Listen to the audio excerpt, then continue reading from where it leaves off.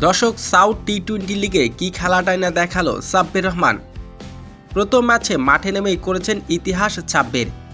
আর Dubai ক্যাপিটালসের হয়ে এদিন মাঠ মাতিয়েছেন সাব্বির রহমান। দর্শক, বিস্তারিত থাকছে ভিডিওর প্রতিবেদনে। দর্শক, কিছুদিন আগে বাংলাদেশ প্রিমিয়ার লিগ বিপিএলে ব্যাট হাতে আলো ছড়িয়েছিলেন সাব্বির রহমান।